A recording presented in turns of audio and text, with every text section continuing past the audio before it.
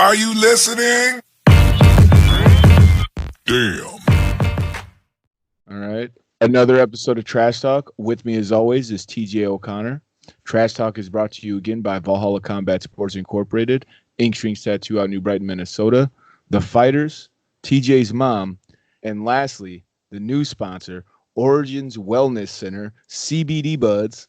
Hells to the yeah. This isn't it right here. This is, and I'm about to light up real quick.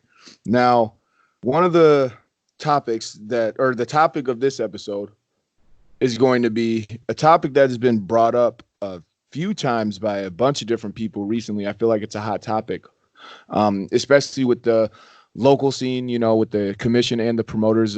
Having conversations with them behind the scenes about this stuff. And also, Lynn Pettis had posted a video not too long ago speaking specifically about this. And I'm pretty sure Caitlin Young wrote about it in her blog. So it's kind of a hot topic, and it's the story of independent fighters. The guys that don't necessarily train at a gym. Some of these guys even train at Lifetime Fitness, LA Fitness type places, not actual MMA gyms. Granted that they're working on their fitness and everything, but it's not the same. And that's the topic of it, and trying to convince somebody that, or I don't know, or trying to convince somebody that they need to be training at an MMA gym, or trying to get the people that already train at MMA gyms to take you seriously because you're training at LA Fitness. Because just because you're training there doesn't mean you shouldn't be taken seriously, and you're not taking the sport seriously. Yeah, no, I think it's an interesting topic, and when you brought it up, I was definitely down to get into it, because I feel like that's a broad statement to say an independent fighter. I feel like that in itself can be broken down into three categories, and you're going to know exactly where I'm coming from. Independent fighters, there's going to be the guys that are super passionate and they want to fight, but they're not close to a gym. So they just do what they can and they get it. And then there's independent fighters who are guys that are, they choose to do it. They bounce at different gyms, they train around, and they get an idea for it. And then there's what I think comes to guys' minds when they think independent fighters. And these are the guys, I'm not going to name anybody, they've been kicked out of a couple gyms.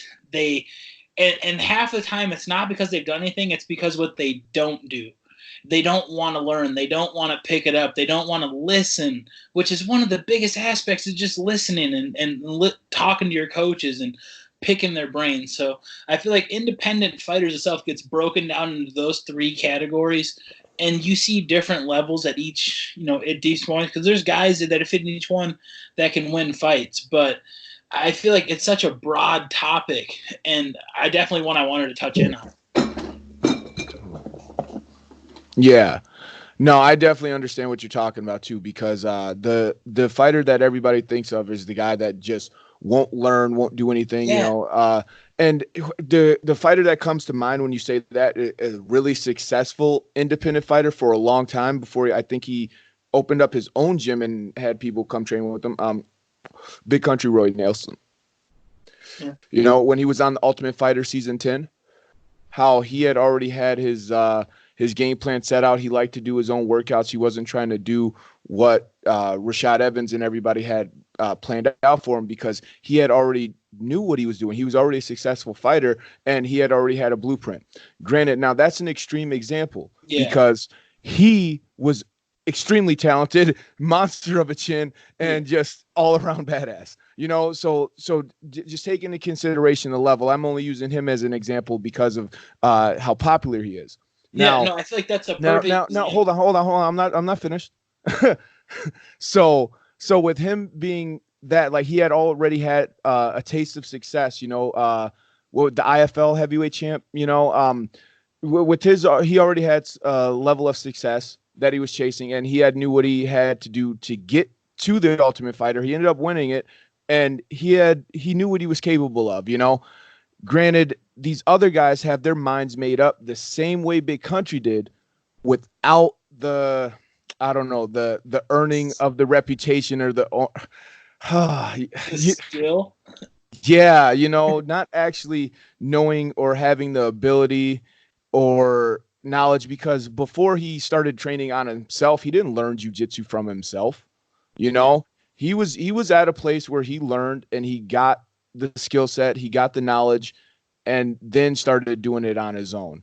And that's a different aspect too. I think that was kind of the second fighter that you had mentioned, where they kind of bounce around from gym to gym, some guys, but they don't actually have a home gym and things like that, and sorry, I'll let you go back to what you were going to say. I just had to finish that. No, all I was going to say is how polite you are for picking that example, because, of the negative connotations that come that with an independent fighter, Big Country might be the nicest and most positive example you could think of, because, we'll never throw anybody on the bus, which is something you do in this type of scenario. So we'll just keep it at that and name the positives. But yeah, you get the connotation, the guys that, they go from gym to gym, and they're not necessarily kicked out, but you hear stories of why they're not welcome there. And these might not be the most public stories, but, especially being in the position we're in, where we get a chance to talk to guys off the record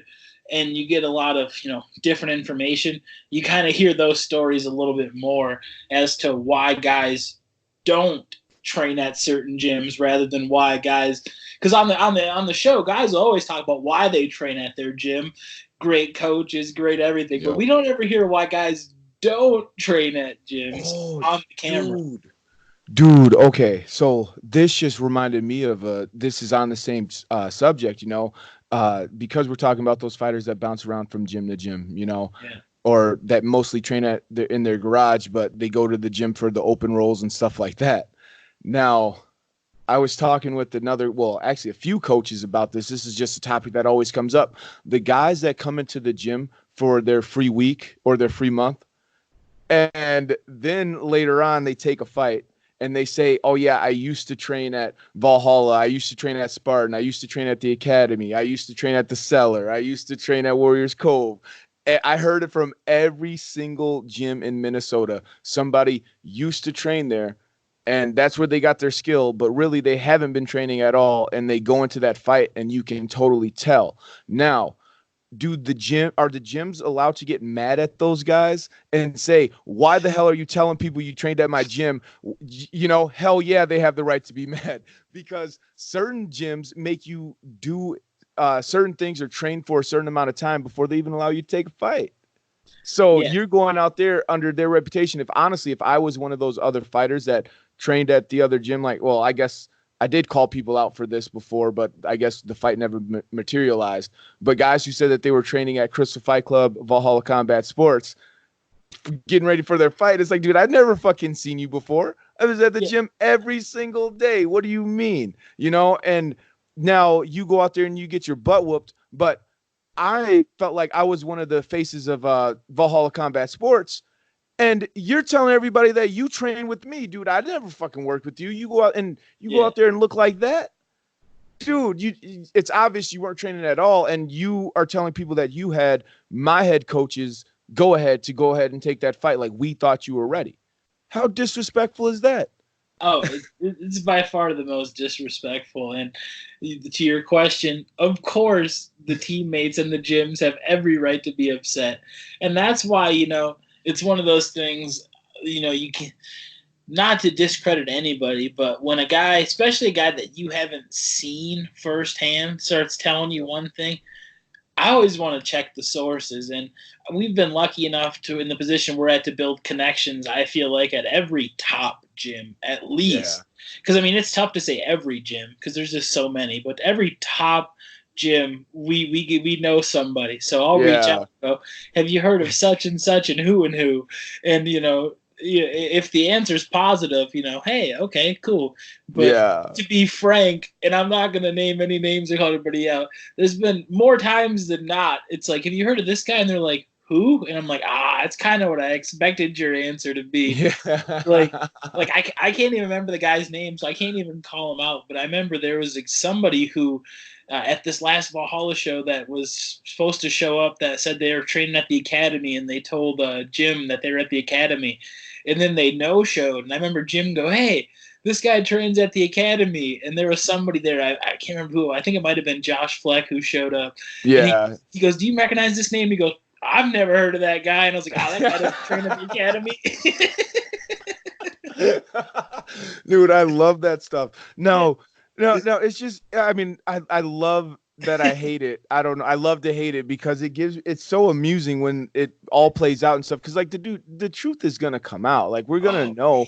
And it's whatever. I mean, you can go ahead and try to BS your way through this game all you want, but you really can't. And you're trying to tell a promoter or whoever that you train at a certain gym getting ready for this fight, you should book me. You don't think that promoter has connections at these gyms?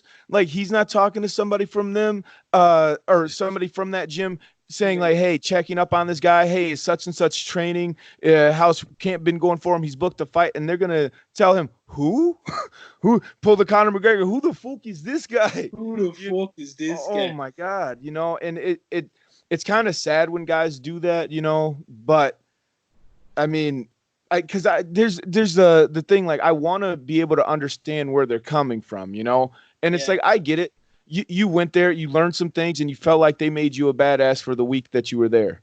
But the reality is that you can't go around name dropping gyms just because you've been there before. You know, it's like if you're not training at the gym, you can't list them as your gym or like, oh, I used to train there at all. Like there's guys that have switched gyms, you know, there's quite a few. Where do they fight out of? The gym that they're at. They don't list every gym that they've ever trained at, you know, and it's usually independent fighters who would do that, you know, like, cause it's basically names on the resume. I used to work for such and such. I used to work. Oh my God. I was an account billionaire, you know, for these companies. And just like you're trying to name drop and trying to make yourself sound good. But in reality, I think that they're doing it, or some of them are doing it just because the reputation independent fighters have. Dude, 1,000%. And like Which you said, comes from doing shit like this. So it's a self-fulfilling prophecy. Dude, 1,000%. It's like you said, it literally comes from telling other people that they trained there so that way they can get respect. But then when they run into a fighter and they try to say this, it's like, well, no, you didn't.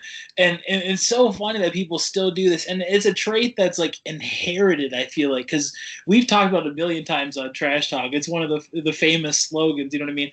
Everybody's uncle's a black belt. Everybody's dad was a Golden Gloves champion. But in this day and age, it's 2019. Everybody fucking has Google. You can't lie your way through anything. And if you want to brag about this, if you want to tell people you're a fighter, go and fight 5 people. And it doesn't have to be 5 people. Go fight a couple guys. And you don't even have to win. Just go in there and do it. And you can tell everybody you're a fighter. But to lie, it just, in this day and age, with the internet in everybody's fucking pocket, this thing right here has the fucking internet.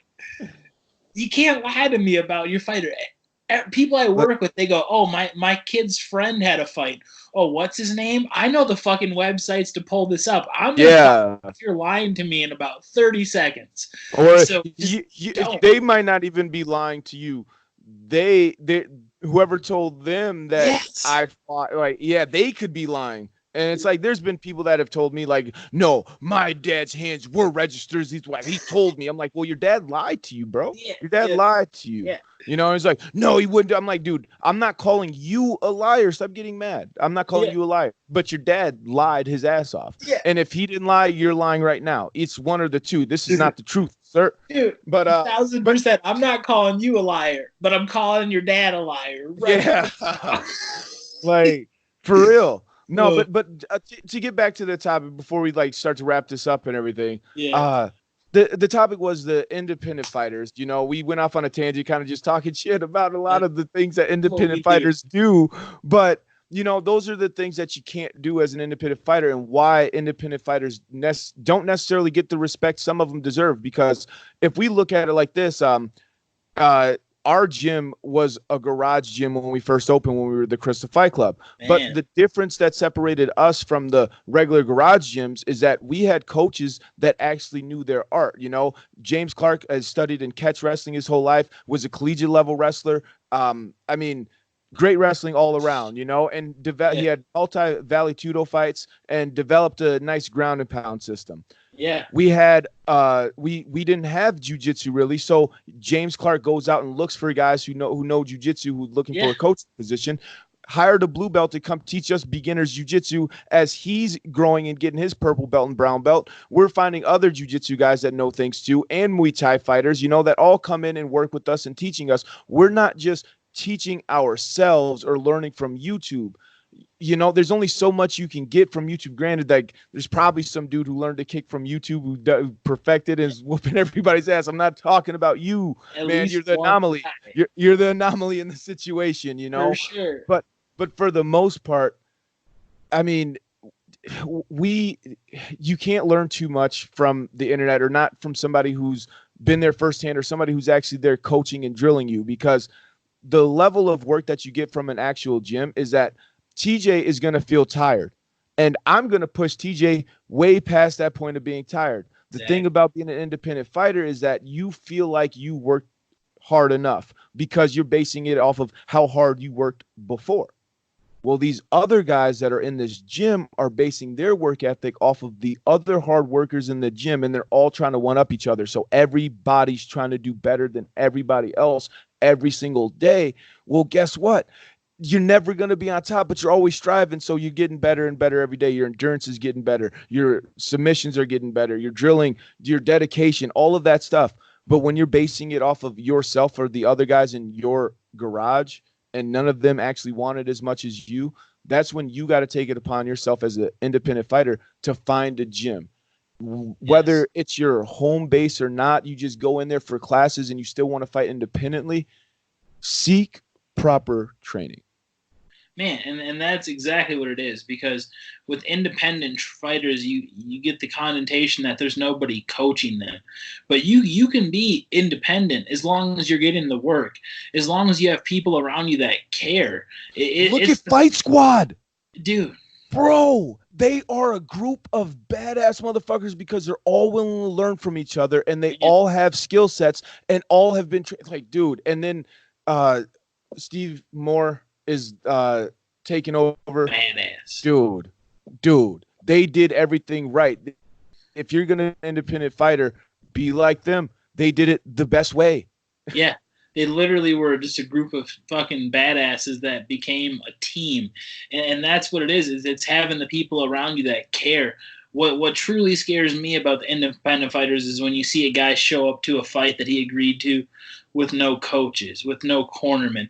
That's where it becomes an issue. But as long as you have a support system and guys that trust you, believe in you, and put in that work with you, then just keep doing what you're doing. Like Damien said, until the time comes, because there's going to be a time, no matter what gym you're at. The best guys in the world switch gyms. There's going to become, and it doesn't mean that you have to switch gyms. I don't even want that. That was a weird way I worded it. But there's going to come a point in time where if it's necessary to make that change, but as long as right now, if it ain't broke, don't fix it. Keep doing what you're doing. Yeah, and as much as I love the heart and determination from those guys that show up with no cornerman, my God, dude, hard. I love it. But the thing is please seek proper training. Man. And if you are an independent fighter, I don't know how many times I've done this before. If you see me at the fights, come up to me. I'll tape your hands. I'll get you ready. I'll warm you up. I'll get you out to the fight. I'll corner you if you need to. Dude, I've done it countless times. Man, I taped thousands of hands. There's two for each people. Man, I know I taped at least 500 fighters. Yeah, and I can't say I taped the hands, but there's been countless times where I've shown up to the fights and the promoter or somebody came up to me and said, "Hey, I got a guy that showed up. He doesn't have anybody there." And I might not have known that guy, but I showed up, and it's the second I met him, I gave him the same love and the same admiration that one of my teammates got, because that moment is so delicate. And like, again, it comes down to just having guys you trust, guys that you can believe in, because when it comes to a corner, there's nobody I want more. I don't care. You could have, one fight ever. If I trust you and you're in my corner, that's what I need. You have to have that level of trust and security in the people that are there for you at that moment. Yeah. So, well, and that's why it's so important to find the gym. That way you have somebody where it's truly genuine. Granted, we love the fighters and we love the fights, and we show them that much respect and admiration when we're cornering them. But the reality is, we just got introduced to this guy. We just got introduced to you. There should be somebody working with you every day that knows you personally, knows your psychology, knows you mentally, knows you physically, and knows how to handle you in your fight. And you're only going to get that with solid training. And I think that's the best way to wrap it up. Trash Talk is brought to you again by Valhalla Combat Sports Incorporated, Ink Shrink Tattoo, The Fighters, TJ's mom, Origin. Oh my God, Origin Wellness, CBD Buds. I almost fucked that up completely, but I didn't. They're still new. I'm going to fix that up. Like and subscribe to Trash Talk with Damian and TJ. Don't be a hoe. Are you listening? Damn.